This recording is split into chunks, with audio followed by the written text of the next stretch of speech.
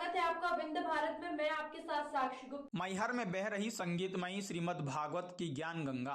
खजूरी ताल आश्रम की जगत गुरु रामानंदाचार्य स्वामी रामललाचार्य जू महाराज द्वारा मुख्य श्रोता देवशरण पांडे, एच.एस. पांडे एवं श्रीमती सुशीला पांडे को श्रवण कराई रही है। श्रोता अगर सुमति है, धार्मिक जीवन जी रहा है, मुमुक्षु की तरह सामने बैठ करके कथा श्रवण कर रहा है, तो भगवान की कृपा से उसे संपूर्ण फल की प्राप्ति होगी।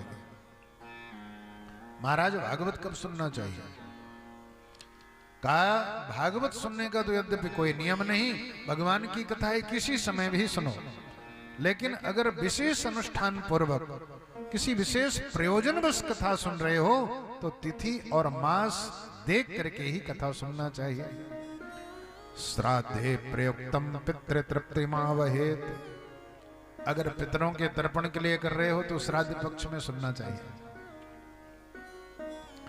आत्म कल्याणार्थ सुन रहे हो तो माघ के महीना में सुनना चाहिए, भादों के महीना में सुनना चाहिए। प्रतिपदा आदि तिथियों को वर्जित करके, यद्यपि आत्म कल्याणार्थ तो कभी भी चालू कर सकते हो, कभी सुन सकते हो, लेकिन किसी अनुष्ठानवश किसी कामना को लेकर के भागवत की कथा सुन रहे हो तो फिर उसमें तिथि, दिन, मास आदि का विचार करके कथा सुनना चाहिए। भागवत की कथा से निवेदन करो, इस संसार में सब कुछ प्राप्त हो जाता है।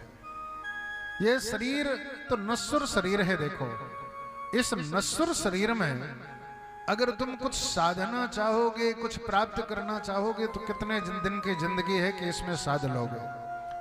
सबसे अच्छा तो यह है कि इस डिस्पोजल जैसे शरीर से थोड़े समय के लिए जो तुम्हें प्राप्त हुआ है, तो कर्मों से कर्म बंधनों का छेदन करके, कर्म बंधनों को काट करके भगवत स्वरूप को प्राप्त करके हमेशा के लिए नित्य शुद्ध बुद्ध मुक्त स्वरूप हो जाओ।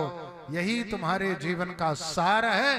नहीं तो फिर से पुनरपि जननम पुनरपि मरणम पुनरपि जननी जठरे सैनम। यह संसार कैसा है? साधु मुर्दों का गांव। ये तो मुर्दों का गांव है। देखो, इस मुर्दों के गांव में तुम क्या खोज रहे हो?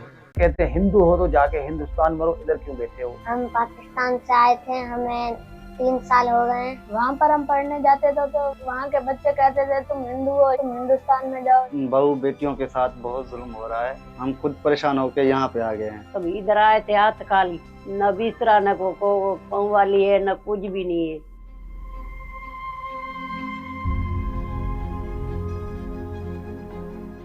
जो पाकिस्तान से ये परिवार आए हैं, इनके साथ छोटे छोटे बच्चे हैं, वृद्ध माताएं हैं। जिस तरह से शोषित पीड़ित होकर के, परेशान होकर के, सीमाओं को लांघ करके भारत की धरती पर आशा लेकर के आए हैं कि मैं भारत जाऊंगा, ये हिंदुओं की भूमि है, हम हिंदू परिवार हैं, लोग गले लगाएंगे, हमारे पास रहने की व्यवस्था अच्छी होगी, स्वतंत्र हवा में सांस लेंगे। स्वतंत्र हवा में तो सांस ले रहे हैं। मुर्दों का गांव है। देखो, इस मुर्दों के गांव में तुम क्या खोज रहे हो?